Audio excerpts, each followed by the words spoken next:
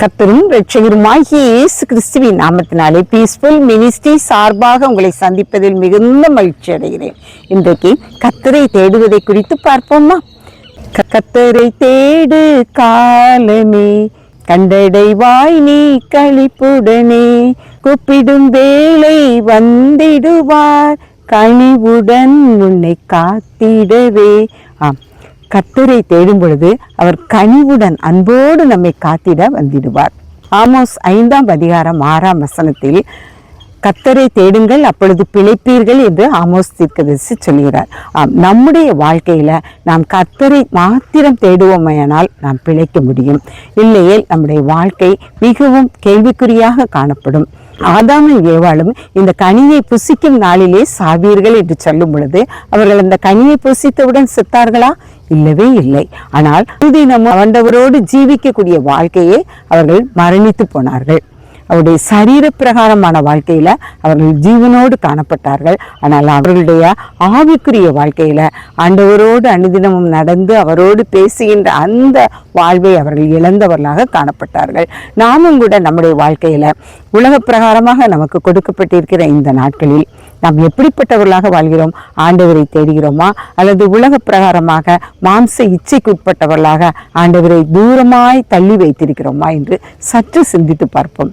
ஆண்டவரோடு நெருங்கி வாழும் பொழுது எத்தனையாய் நம் ஆசீர்வாதங்களை சுதந்திரித்துக் கொள்கிறோம் என்று ஒவ்வொருடைய வாழ்க்கையும் நம்ம சீர்தூக்கி பார்ப்போமே ஆனால் கண்ணார காண முடியும். அன்று ஆதாமும் ஏவாளும் செய்த பாவத்தின் நிமித்தமாக அவர்கள் மனம் திரும்பாத பட்சத்தினால அவர்கள் தங்களுடைய வாழ்க்கையை இழந்து பூமிக்குரிய காரியங்கள்ல அவங்க ஈடுபட வேண்டிய சூழ்நிலை ஏற்பட்டது. ஆனால் எசேக்கியேல் தீர்க்கதரிசி தன்னுடைய 18ஆம் அதிகாரம் 32ஆம் வசனத்தில் மனம் திரும்புங்கள் அப்பொழுது பிழைப்பீர்கள் என்று சொல்கிறார். நம்முடைய பாவங்களுக்காக நாம் ஆண்டவருடைய சமூகத்துல அறிக்கையிட்டு மனம் திரும்புவோமே ஆனால் நாம் பிழைக்க முடியும். நாம் பாவமே செய்யவில்லை என்று சொல்லவே முடியாது. ஒரு காரியத்தை செய்ய இதை எடுத்துட்டு வா அப்படின்னு சொன்னோம்னா இவங்களுக்கு போய் எடுக்க முடியாதா, நம்மளை வேலை எவிக்கிட்டே இருக்காங்களேன்னு சொல்லி உள்ளான மனசுக்குள்ள நம்ம மனம் கசந்து நம்ம போய் செய்தாங்க கூட அந்த காரியம் பாவமாக தான் காணப்படும். ஆண்டவர் அன்போடே செய்யுங்கள் என்று சொல்லியிருக்கிறார். நம்ம அந்த அன்பை மீறுகிறவர்களாக அந்த இடத்துல பாவம் செய்கிறவர்களாக தான் காணப்படுறோம். இவ்வாறாக சின்ன சின்ன பாவங்கள் நம்மளுடைய வாழ்க்கையில செய்து கொண்டு ஆண்டவரை விட்டு நாம் பின்வாங்கினவர்களாக நாம் கர்த்தரை தேடாதவர்களாக காணப்படுகிறோம். அந்த இடத்துல நம்ம மனம் திரும்பி நம்ம அவரை தேடுவோமே ஆனால் ஆண்டவர் நம்முடைய வாழ்க்கையில பிழைக்கும்படியாக செய்வார். ஒரு சமயம் ஒரு கிறிஸ்தவ தொழிலாளி தன்னுடைய மேலதிகாரியிடம் மிகவும் உண்மையாக வேலை செய்து கொண்டு வந்தார். அவருடைய வேலை அவருக்கு ரொம்ப பிடிச்சு போனதுனால அவர் ஒரு நாள் அவரை பார்த்து சொன்னாரு, நீ இந்த லீவு நாளாகிய இந்த ஞாயிற்றுக்கிழமையும் வேலை பார்த்தனா உனக்கு நான் 2 தனியான சம்பளம் தருவேன் அப்படின்னு சொன்னாரு.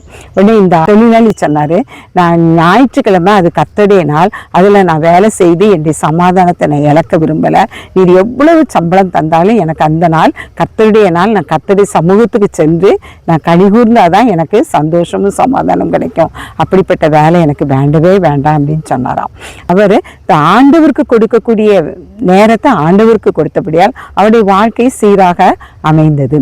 நாமும் கூட நம்முடைய வாழ்க்கையில நமக்கு கொடுக்கப்பட்ட நாள்ல கர்த்தருக்குரிய நாளை கர்த்தருக்கு கொடுக்கிறோமா, கர்த்தருக்குரிய நேரத்தை கர்த்தருக்கு கொடுக்கிறோமா என்று நம்முடைய வாழ்க்கையில நம்ம சீர்தூக்கி பார்க்கிறவர்களாக காணப்பட வேண்டும். மாத்திரமல்ல கர்த்தரை தேடுகிறவர்களுக்கு ஒரு நன்மையும் குறைவுபடாது. இங்குங்கள் கூட பட்டினியாய் கிடந்து தாழ்ச்சி அடையும். ஆனா ஆண்டவரை தேடுபவர்களுக்கு ஒரு குறைவும் ஏற்படாதுங்கிறத நம்ம வேதத்துல பார்க்கிறோம். தானியேல் தீர்க்கதரிசி வாழ்ந்த காலத்துல 30 நாளைக்கு ராஜாவை தவிர வேற யாரையும் வணங்கக்கூடாதுன்னு சட்டம் பிறப்பிக்கப்பட்டது தானியேலுக்கு தெரியும். ஆனா தானியேல் என்ன செஞ்சாரு?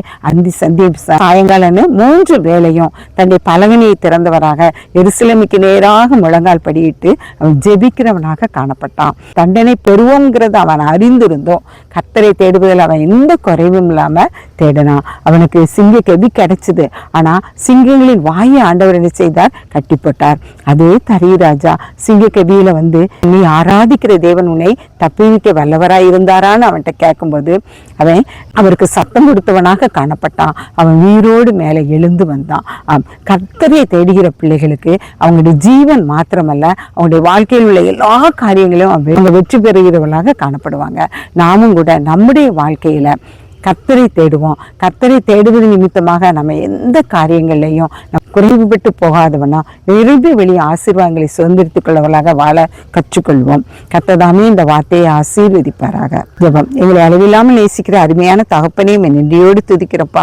கர்த்தரை தேடுங்கள், அப்பொழுது பிழைப்பீர்கள் என்று சொன்ன நம்முடைய வேத வசனத்தின்படி அப்பா, நாங்கள் ஒவ்வொரு நாளும் உம்மை தேடுகிற பிள்ளைகளாக, உம்முடைய கற்பனைகளை கைக்கொள்ளுகிற பிள்ளைகளாக, சந்தோஷமும் சமாதானத்தை பெற்றுக்கொள்கிற பிள்ளைகளாக வாழ எங்கள் ஒவ்வொருவருக்கும் ஞானமுள்ள இருதயத்தை தாரும். எங்கள் ஒவ்வொருவரையும் நீர் வேலியடைத்து பாதுகாத்துக் கொள்ளும். எங்களை தாழ்த்தி உம்முடைய கரத்தில் ஒப்புக் கொடுக்கிறோம். நீர் பொறுப்படுத்திக் கொள்ளும், வழி நடத்தும். இயேசுவின் மூலம் ஜெபங்களும் நல்ல பிதாவே.